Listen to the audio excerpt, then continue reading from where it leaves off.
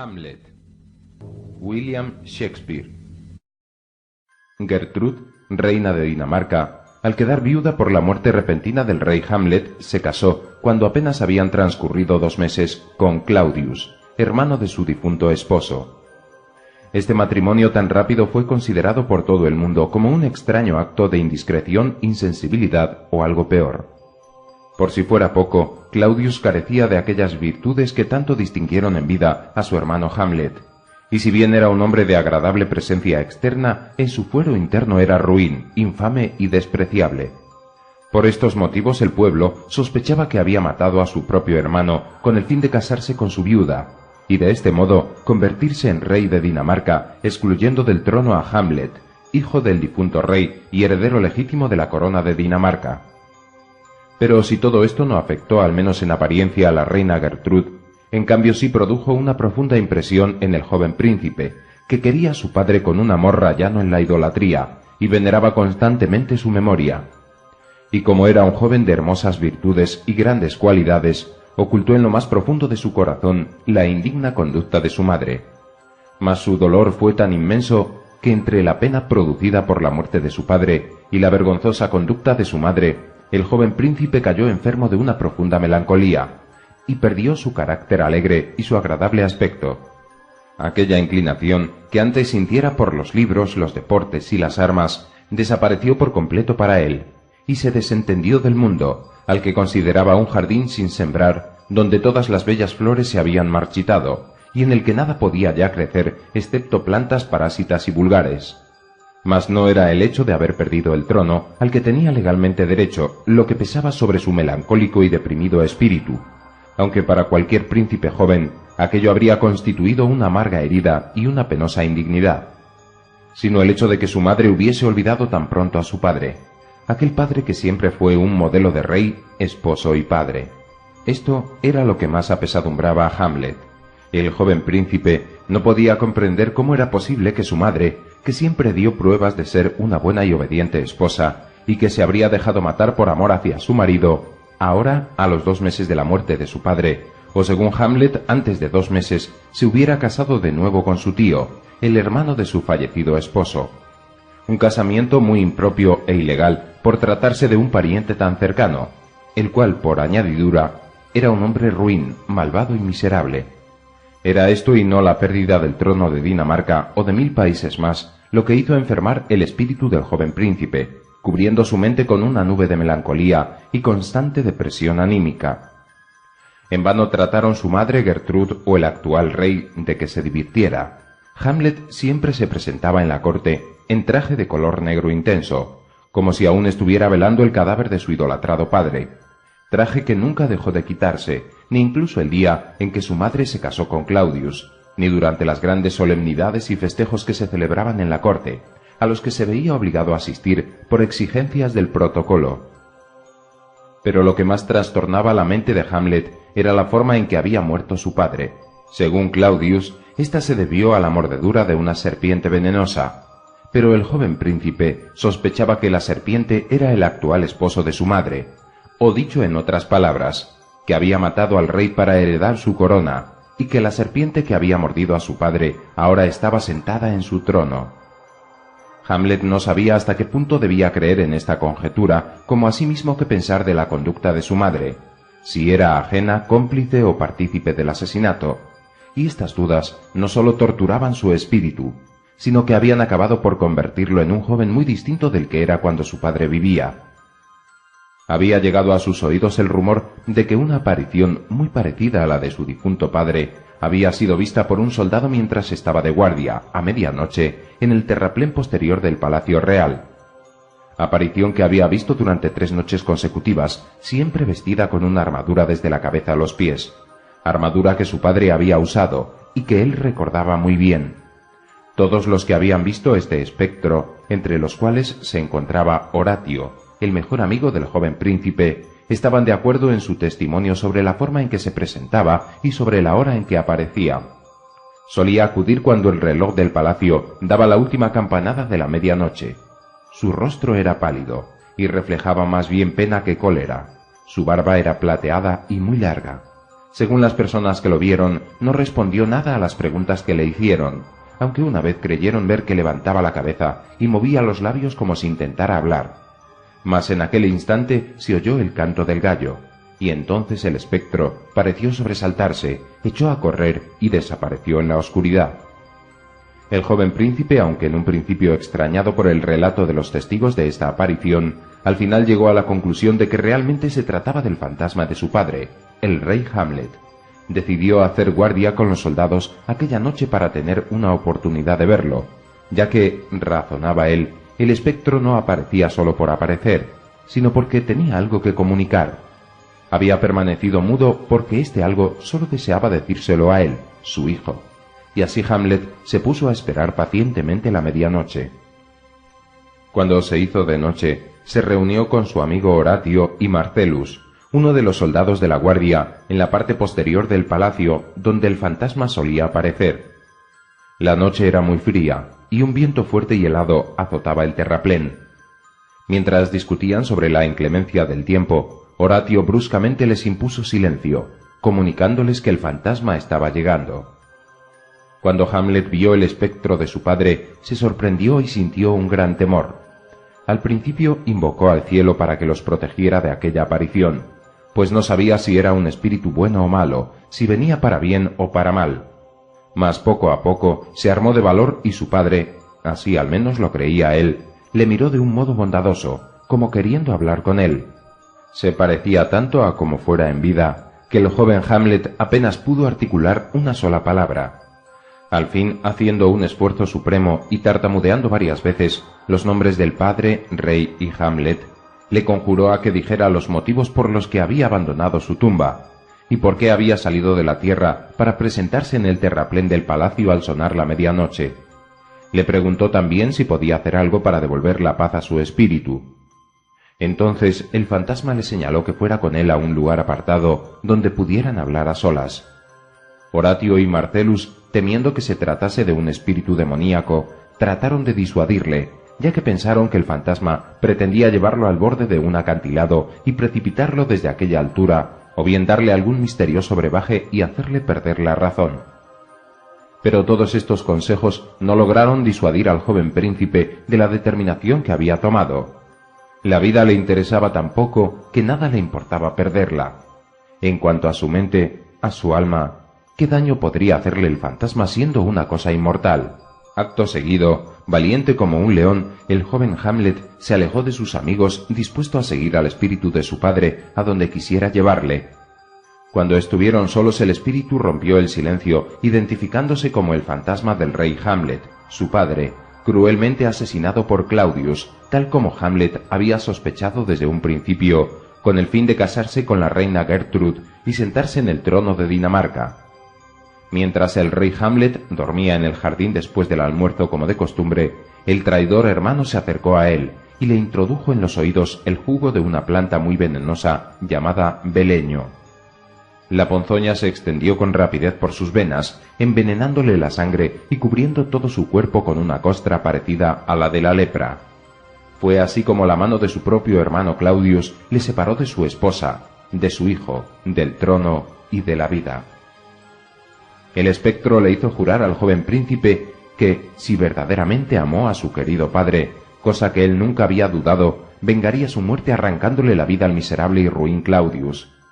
También se lamentó de que su madre le hubiese olvidado tan pronto, casándose a los 2 meses de su muerte con el hombre que le había asesinado.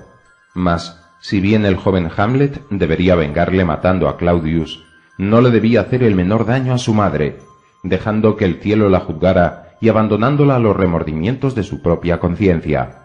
Tras escuchar la promesa de su hijo, el espectro desapareció.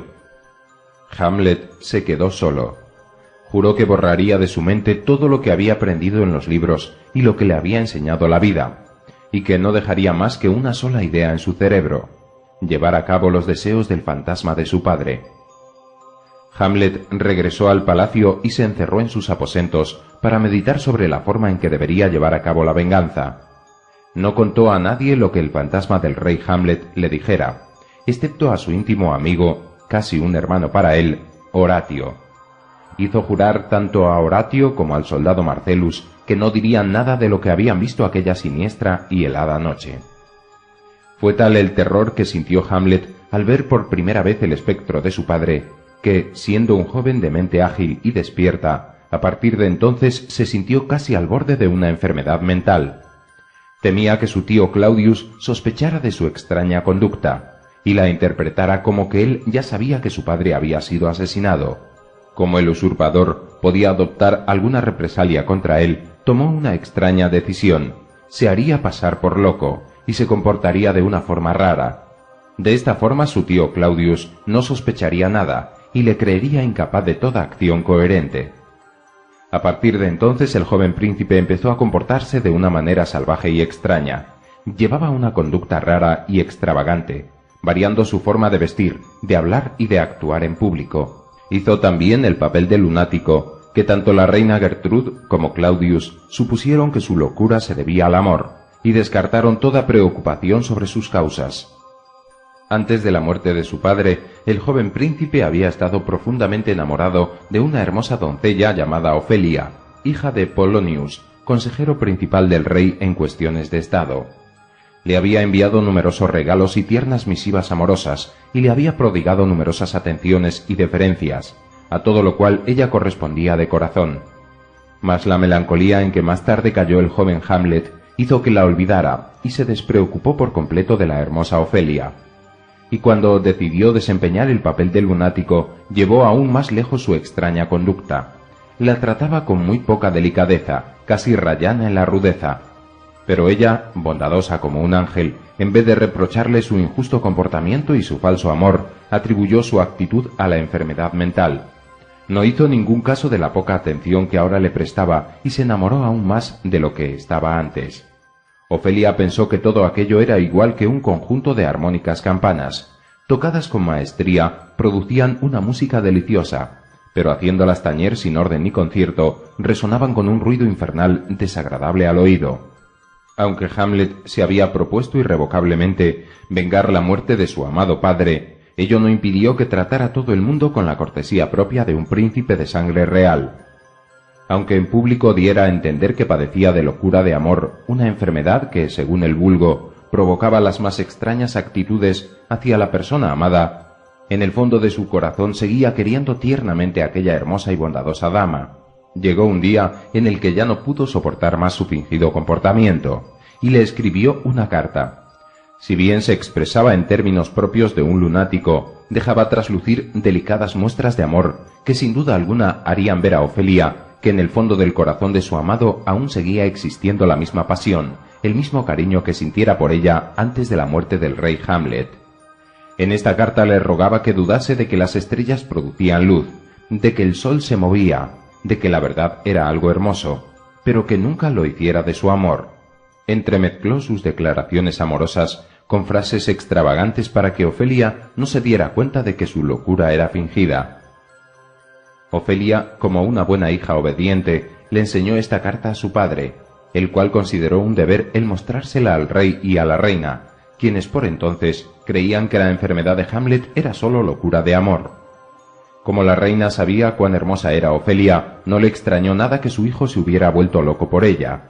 Supuso que Hamlet volvería a recuperar la salud perdida si se casaba con la joven. Mas la enfermedad de Hamlet iba en aumento día a día, y la reina dudó de que pudiera curarse del todo.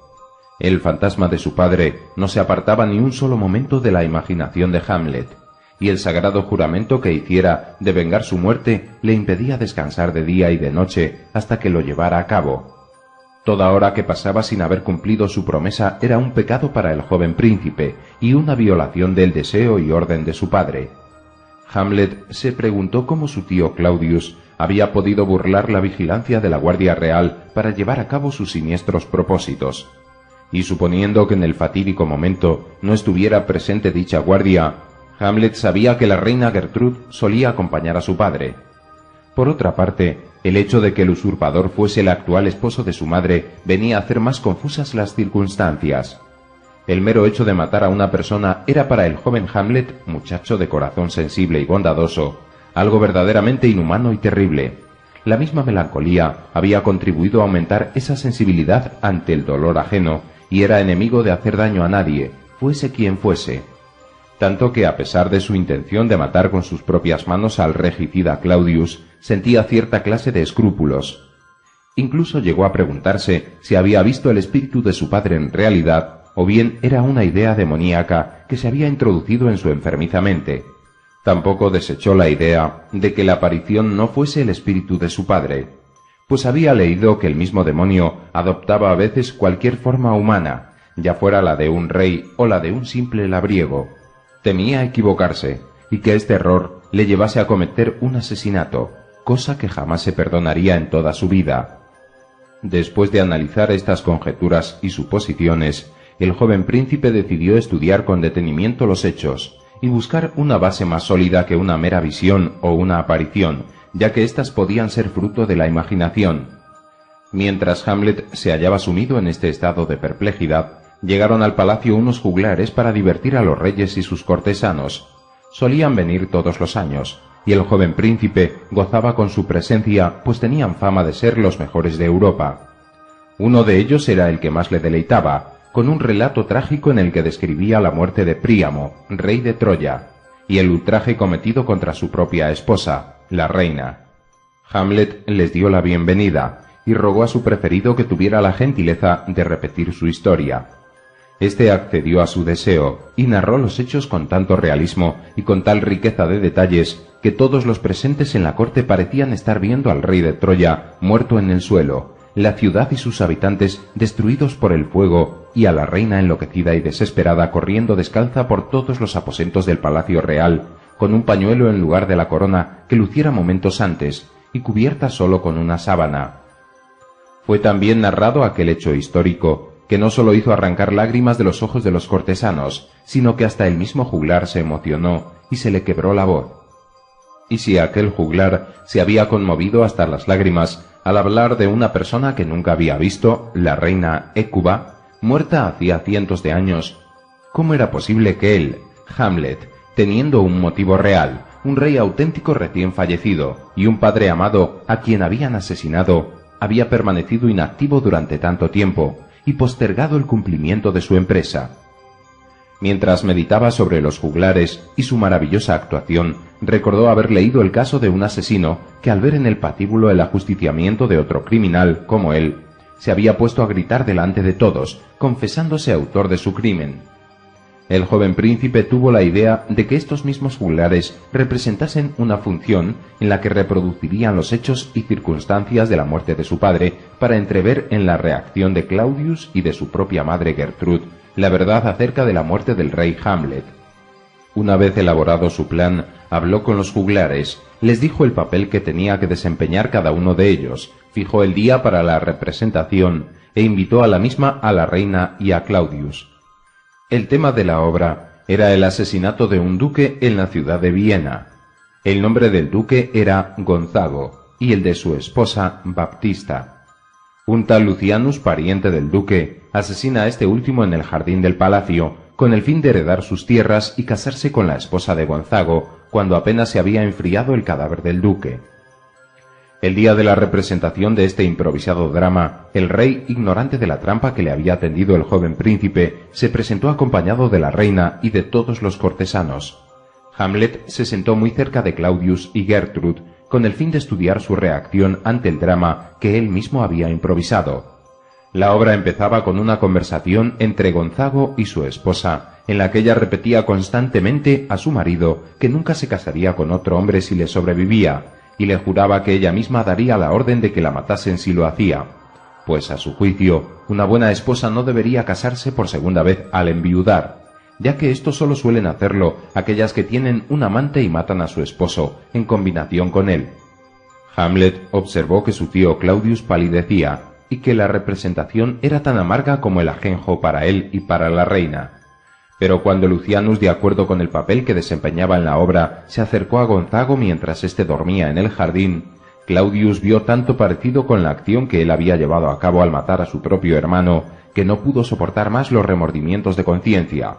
Dio orden de que se encendieran las luces, se levantó con brusquedad de su sillón y, pretextando que no se encontraba bien, se retiró a sus aposentos. Al joven príncipe ya no le quedó la menor duda de que su tío había asesinado a su padre, y confirmó que el fantasma del rey Hamlet no le había mentido. Ello le produjo una gran satisfacción y alegría.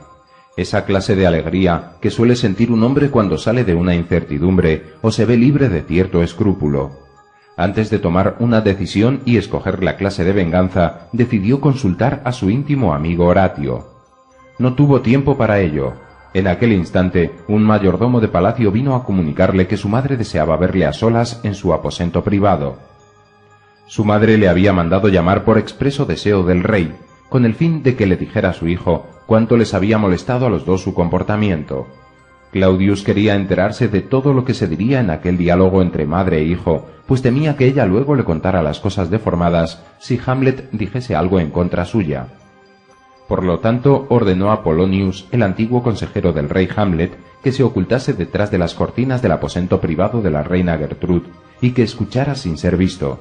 Esta misión se adaptaba al carácter de Polonius, quien era un hombre que se había hecho viejo, desempeñando funciones en pro de la seguridad del Estado, vigilando, controlando y espiando a todas las personas sospechosas de atentar contra el reino y su monarca. En realidad, Polonius gozaba informándose de todos los secretos y misterios de la corte de una forma indirecta, una de sus características personales más acusadas y por la que era considerado como un excelente jefe de policía. Una vez que Hamlet hubo entrado en el aposento privado de su madre, ésta le censuró su conducta, aunque con mucha suavidad y diplomacia, y le dijo que había ofendido muy gravemente a su padre, refiriéndose al rey, su tío, a quien por haberse casado con ella llamaba padre de Hamlet. El joven príncipe se indignó porque ella le daba el nombre de padre, tan querido y honorable para él, a una persona vil y despreciable que había asesinado a su verdadero rey, y le contestó con cierta rudeza: «Madre, tú has ofendido mucho a mi padre». «Eso no es más que una fútil respuesta», le respondió la reina, «tan buena como la pregunta que me has hecho. ¿Te has olvidado de con quién estás hablando?» «Pobre de mí», respondió Hamlet, «ojalá pudiera olvidarlo. Tú eres la reina, la esposa del hermano del que fue tu marido, y eres mi madre. Desearía que no fueses lo que eres». «En ese caso», respondió la reina, «puesto que sientes tan poco respeto por mí, ordenaré llamar a quienes puedan hablarte como te mereces».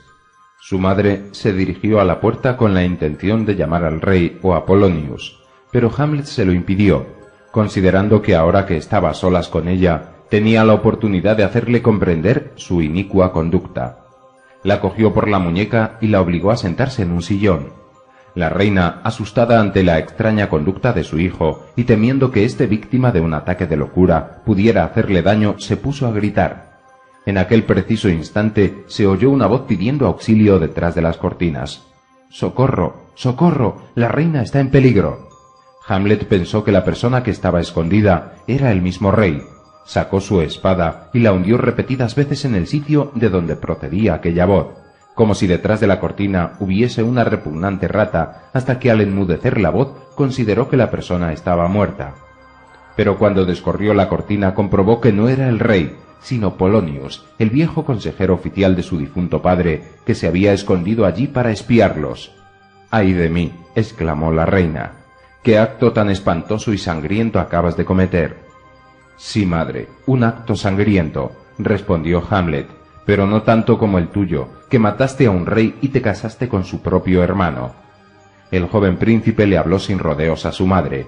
Aunque las faltas de los padres deben ser juzgadas con indulgencia por sus hijos, cuando se trata de un crimen horrendo, estos deben hablarles, incluso a una madre, con cierta rudeza, ya que en estos casos la rudeza es en bien de sus progenitores. Esta fue la intención de Hamlet: hacer comprender a su madre su inicua conducta sin echarle en cara ningún improperio. El joven príncipe explicó a su madre en términos emotivos la ofensa repugnante que había cometido al olvidar tan pronto a su difunto esposo y al haberse casado con el hermano y presunto asesino del rey Hamlet.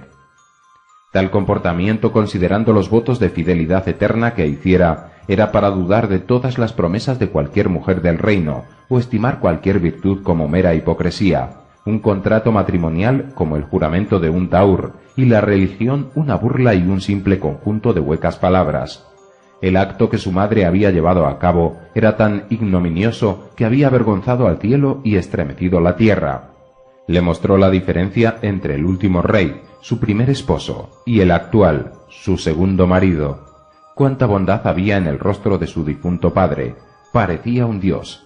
Los rizos de Apolo, la frente de Júpiter y la postura de Mercurio, iluminada de nuevo en la cima de una colina, besando el cielo. Este había sido su primer esposo. Y después le indicó a quien había colocado en su sitio, un hombre añublado y agotado que había marchitado a su saludable hermano. Si la reina se sentía avergonzada de su conducta, él consideraría un deber el preocuparse por su alma que debía ser negra y deforme.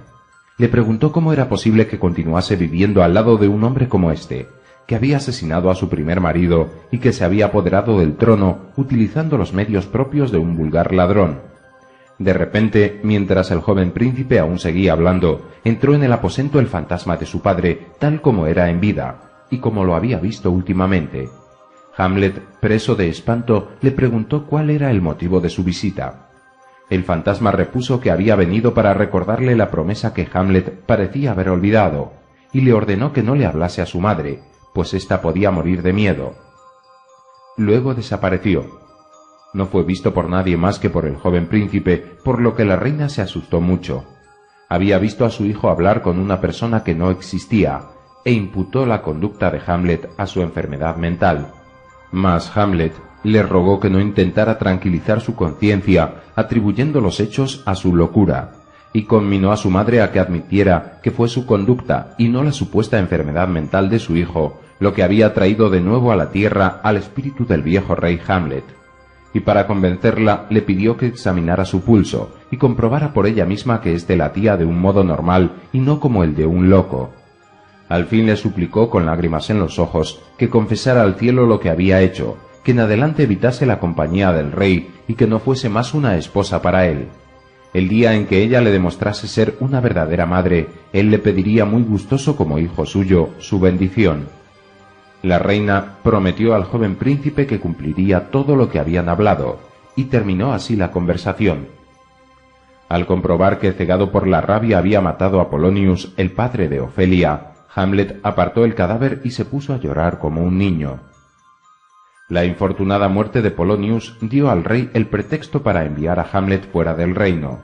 Habría ordenado matarle con gusto, ya que lo consideraba un hombre peligroso, pero temía la reacción del pueblo que adoraba al joven príncipe, como asimismo la de su madre, quien, como era lógico, amaba ciegamente a su hijo a pesar de todos sus defectos.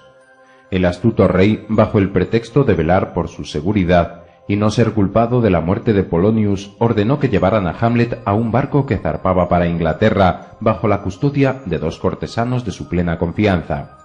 Entregó a estos una carta para la corte inglesa que en aquel tiempo estaba sometida y pagaba tributo de vasallaje a Dinamarca, en la que ordenaba que por razones muy especiales el joven príncipe fuese muerto apenas desembarcara. Pero Hamlet sospechaba alguna estratagema de su pérfido tío. Se levantó en secreto de la cama durante la noche y se apoderó de aquella carta. Cuando se enteró de su contenido, sustituyó su nombre por los de los 2 cortesanos que habrían de custodiarle hasta Inglaterra. Una vez hecho esto, volvió a cerrar el sobre y lo puso de vuelta en su sitio. Pocos días después de que el barco partiera de Dinamarca, fue atacado por una nave pirata. Se desencadenó una batalla naval en el curso de la cual Hamlet, deseoso de mostrar su valor, saltó sable en mano a la cubierta del barco pirata. Mas su propio barco abandonó la lucha de forma cobarde, alejándose de la nave pirata y dejando a su suerte al joven príncipe. Los 2 cortesanos prosiguieron su viaje a Inglaterra, portadores de la misiva en la que ellos suponían estaba escrito el nombre de Hamlet y su fatal destino. Los piratas se mostraron condescendientes al apoderarse del joven príncipe, y cuando se enteraron de quién era su prisionero, decidieron desembarcarle en la costa más cercana de Dinamarca, pues pensaron que con ello conseguirían el apoyo de Hamlet en la corte danesa, como asimismo su ayuda o indulgencia como recompensa por haberlo liberado sano y salvo. Apenas Hamlet puso pie en tierra, le escribió a su tío el rey, relatándole todos los pormenores de la aventura de que había sido víctima y protagonista, causa de su forzoso retorno a Dinamarca, y le comunicó que al día siguiente se presentaría ante su majestad. Cuando llegó al palacio, lo primero que vieron sus ojos fue un triste espectáculo. Este era el funeral de la joven y hermosa Ofelia, su amada doncella de otros tiempos. Desde la muerte de su padre se había enajenado su juicio. El hecho de que el autor de sus días hubiese fallecido de una muerte violenta y a manos del príncipe que ella tanto idolatraba, afectó tanto a la delicada muchacha que al poco tiempo dio muestras de gran distracción por todas las cosas que la rodeaban. Llegó al extremo de repartir flores a todas las damas que encontraba en la corte, mientras les decía que eran para el funeral de su padre. Otras veces entonaba canciones sobre el amor y la muerte sin haber motivo alguno para tal proceder. Daba la impresión de no acordarse de todo lo que había sucedido. Había un sauce cerca de un arroyo, cuyas hojas se reflejaban en sus nítidas aguas.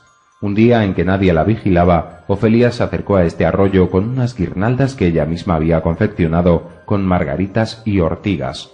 Trató de subir a una rama del sauce para colgar de ella su guirnalda, pero aquella se quebró y cayó al arroyo donde sus ropas al principio la mantuvieron a flote.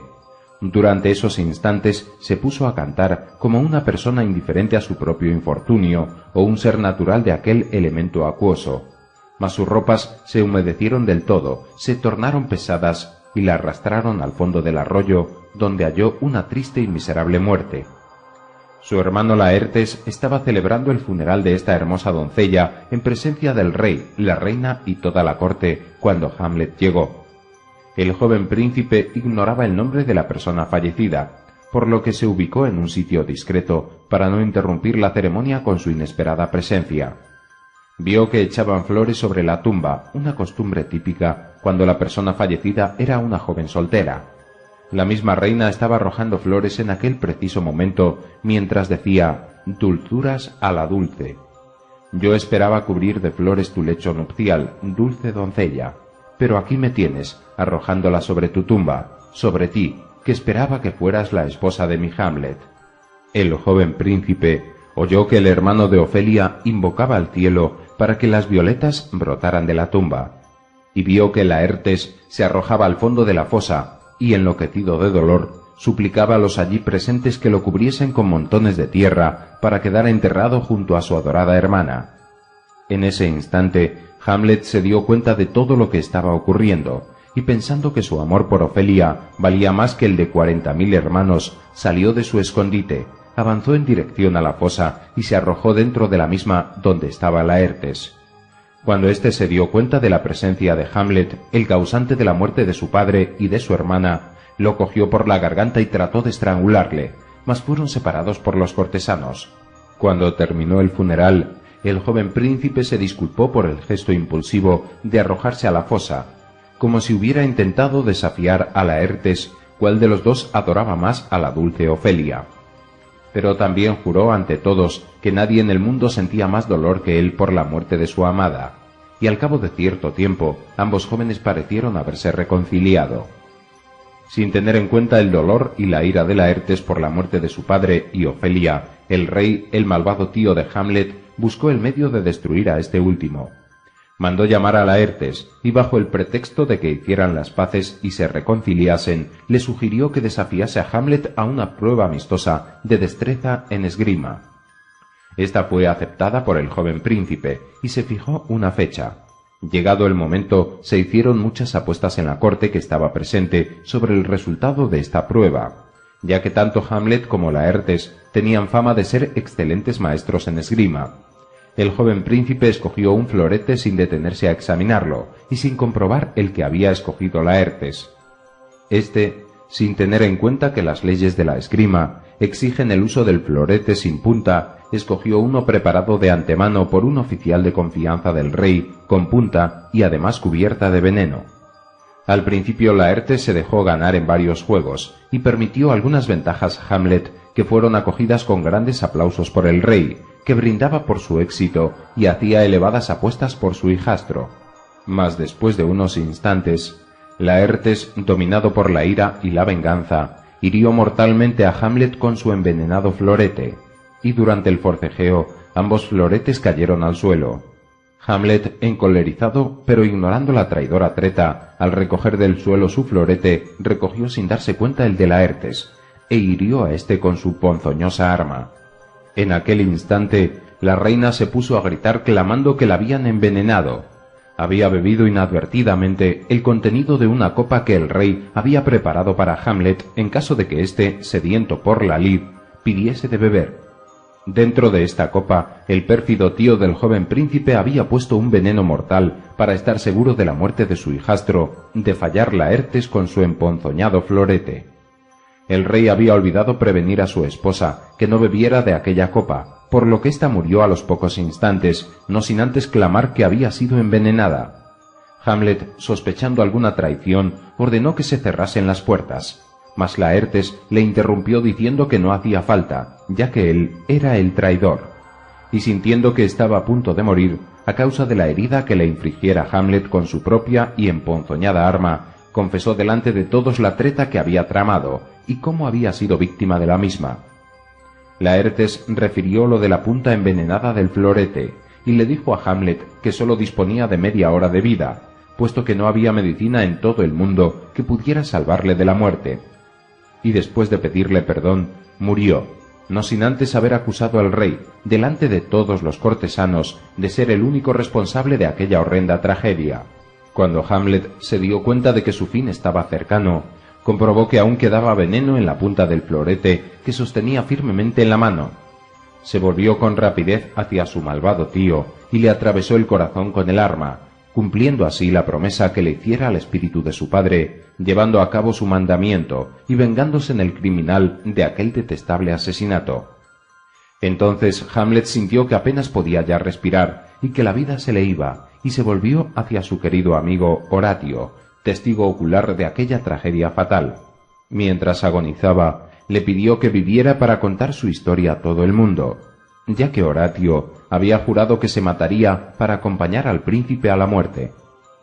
Y Horatio le prometió que escribiría un relato fiel de lo que había sucedido, pues había sido testigo de todos los hechos. Satisfecho al oír la promesa de su amigo, instantes después el noble corazón de Hamlet se paralizó, y Horatio y todos los allí presentes con los ojos bañados en lágrimas encomendaron el alma de su querido príncipe a su ángel guardián. Y es que Hamlet fue un príncipe bondadoso y gentil, muy amado por sus muchas, nobles y principescas cualidades, y de haber vivido, sin duda alguna habría demostrado ser el rey más exquisito y magnífico para Dinamarca.